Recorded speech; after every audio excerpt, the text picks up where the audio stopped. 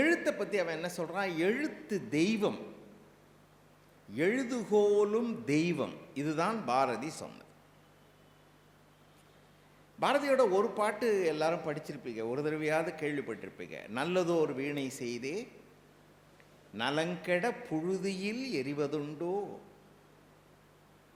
நல்லதொரு வீணைன்னு யார் சொல்கிறோம்? ஒரு வீணையை எடுத்து புழுதியில் போடுறது கிடையாது, தன்னை ஒரு வீணைன்னு சொல்கிறேன். இது ஒரு நல்ல வீணை, இதிலிருந்து நல்ல ஸ்வரம் வரணும். நல்லதோ ஒரு வீணை செய்தி நலங்கட புழுதியில் எரிவதுண்டோ. சொல்லடி சிவசக்தி என்னை சுடர்மிகும் அறிவுடன் படைத்து விட்டாய். நீங்கள் அறிவு எனக்கு இருக்கிறதுன்னு தைரியமாக சொல்கிறான். இன்றைக்கி நீங்கள் உங்கள் நண்பர்கள் யார்கிட்டனா சொல்லி பாருங்கள், எனக்கு அறிவு நிறைய இருக்குன்னு கிண்டல் தான் பண்ணுவோம். யாராவது நமக்கு அறிவு இருக்குதுன்னு பக்கத்தில் இருக்கவங்க ஒத்துக்குவான்? ஒத்துக்கவே மாட்டான். அது காரணம் இருக்கலாம், அறிவு இருந்தால் நம்ம கூட யார்ட்டா பழக போகிறான்னு நினச்சிருக்கலாம்.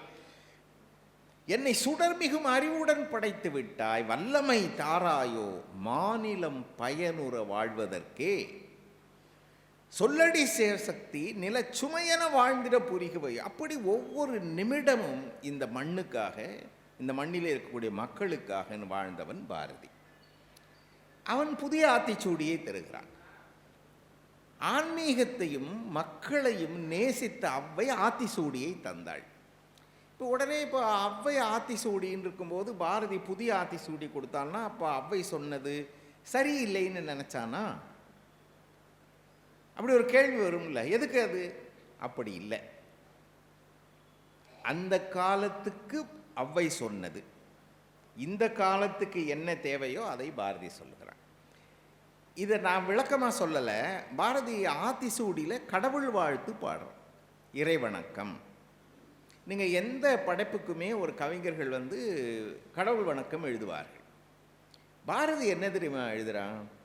அவன் எழுதுனது இன்னைக்கு எப்படி நமக்கு தேவைப்படும், இன்னைக்குன்னா ஈவன் டுடே அப்படின்னு வச்சுக்கோங்க. ஆத்திசூடி இளம்பிறை அணிந்து மோனத்திருக்கும் முழு வெண்மேனியான். யாரு? சிவபெருமான். ஆத்திசூடி இளம்பிறை அணிந்து மோனத்திருக்கும் முழு வெண்மேனியான், கரு நிறம் கொண்டு பார்க்கடல் மிசை கிடப்போன். யாரு? திருமால். மார்கழி மாதம் ஆண்டாள் பாடினதெல்லாம் அந்த திருமாலை பற்றி தான். சரியா? ஆத்திசூடி இளம்பிறை அணிந்து மோனத்திருக்கும் முழுவெண்மேனியான், கருநிறம் கொண்டு பார்க்கடல் மிசை கிடப்போன், மகமது நபிக்கு மறை அருள் புரிந்தோன். இஸ்லாமிய சிந்தனை. இயேசுவின் தந்தை கிறித்தவன் என பல மதத்தினர் உருவகத்தாலே உணர்ந்து உணராது பலவகையாக பரவிடும் பரம்பொருள் ஒன்று என்றார். நீ என்ன பேர் சொல்லி வணங்கினாலும், எத்தனை இருந்தாலும், அனைவருக்குள்ளும் இருக்கக்கூடிய பரம்பொருள் என்பது ஒன்று என்றுதான் அவன் ஆத்திசூடியை ஆரம்பிக்கிறான். என்னால் அதுதான் அப்போது தேவை என்று நினைக்கிறான். நீங்கள் அறம் செய்ய விரும்புன்னு தான் அவ்வை சொன்னாள். பாரதி அச்சம் தவிர்னு எழுதினான். ஏன்னா பல விஷயங்கள் தவறு நடப்பதற்கு அச்சம் காரணமாக இருக்கிறது. அதில் வெள்ளக்காரங்கிட்ட அடிமைப்பட்டிருந்த காலத்தில் பாரதி நினைச்சது அதுதான். அச்சமே கீழ்களது ஆச்சாரம். யார் எழுதுறா? திருவள்ளுவன் எழுதுறான். அச்சம்ன்றது மட்டும் இருக்கக்கூடாதுடா. பாரதி இந்த நாட்டு இளைஞர்களுக்கு, நம்முடைய மக்களுக்கு சொல்லுவது பயப்படாதீங்க, எதை பற்றியும் பயப்படாதீங்க, இப்படி ஆரம்பிக்கிறான். இப்போ ஒன்று ஒன்றா நம்ம பார்க்க தேவையில்லை. சில செய்திகள் பாருங்களேன். எனக்கு இந்த அதில் ஒரு சிறப்பை சொல்லிடுறேன், அப்போ தான் அது சரியாக இருக்கும். இந்த அ ஆ இன்னு தமிழில் வருது பாருங்கள், அதை தொடக்க எழுத்தாக வைத்து அமைவது தான் ஆத்திச்சூடியும் புதிய ஆத்திச்சூடியும். அவ்வை கொன்றை வேந்தன்னு ஒன்று எழுதுகிறேன், அதுலேயும் அப்படி தான் இருக்கும்.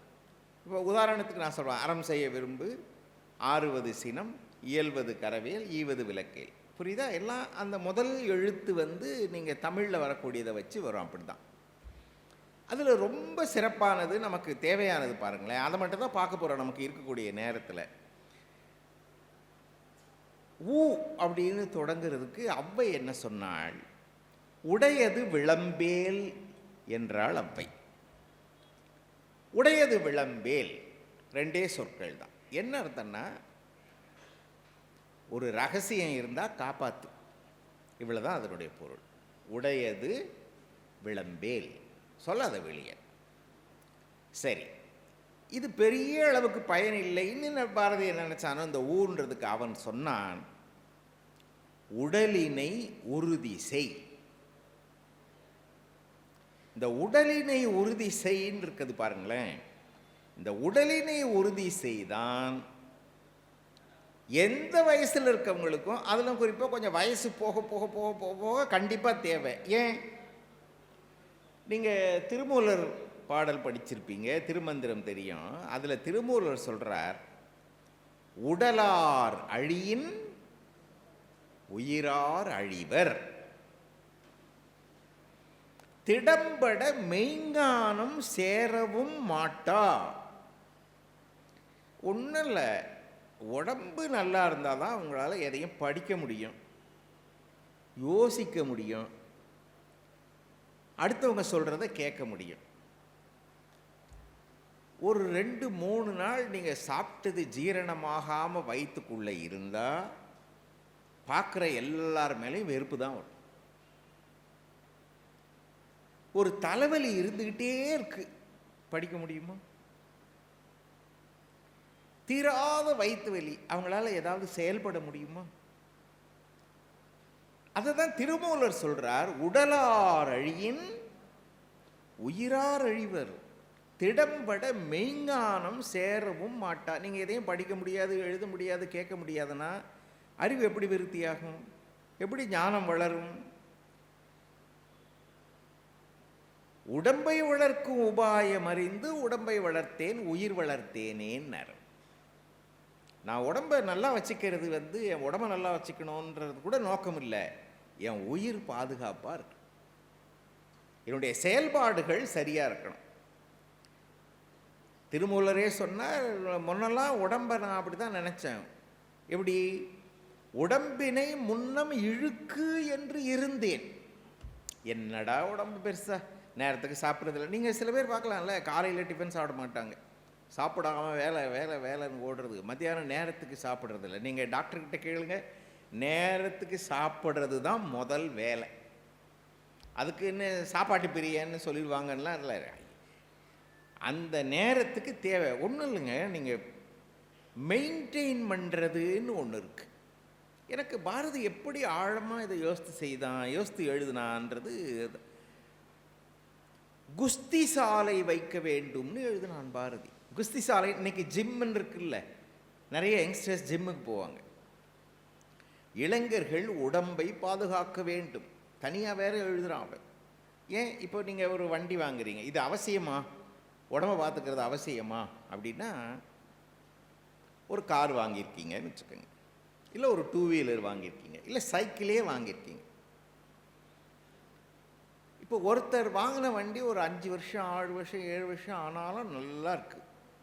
இன்னொருத்தர் வாங்கினது நல்லா இல்லை, மெயின்டைன் பண்ணலை அப்படின்னு சொல்லுவாங்க. நீங்கள் கேள்விப்பட்டிருக்கலாம். என்ன காரணம்னா, அந்தந்த நேரத்தில் வண்டியை மெயின்டைன் பண்ணி அந்த என்ஜினுக்கு தேவையான எண்ணெயை ஊற்றி நல்லா தொடச்சி பிரேக் சரியாக இருக்கா ஆயில் சரியாக இருக்கான்னு செக் பண்ணுற வண்டி தான் நல்லா ஓடும். அப்படி உட்காந்து ஓட்டிகிட்டு போயிட்டு நிறுத்திட்டு அப்படி போயிட்டு இப்படியே ஓடி இருந்தால் அந்த வண்டி சரியாக இருக்குமா? நம்ம உடம்பு தான் வண்டி. எந்த என்ஜின் நீங்கள் உங்கள்கிட்ட இருக்க 2 வீலரை நினச்சிங்க, நீங்கள் உங்கள்கிட்ட இருக்க கார் நினச்சிங்க, எது வேணுமானாலும் அதை மெயின்டைன் பண்ணாமல் இருக்காங்களா? இருக்குமா? இருந்தால் அந்த வண்டி ஓடுமா? அதுதான் உடம்பு. இதை திருமூலர் அதை தான் சொல்கிறார். அவர் என்ன சொல்கிறார்?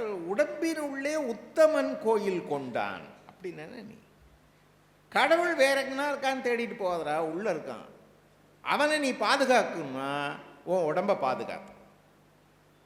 உன் உடம்பை பார்த்தால்தான் அது முடியும். இதை பாரதி எழுதுகிறான், இளமையிலே இருந்தே நீ உடம்பை உறுதி செய்யாவிட்டால் வயது போன காலத்திலே சிக்கல் வரத்தான் செய்யும். நீங்கள் பாருங்க, சில இதெல்லாம் தாண்டி நீங்கள் என்ன மெயின்டைன் பண்ணாலும் சிலது உடம்புக்குள்ளேயே வரும்ன்றான்.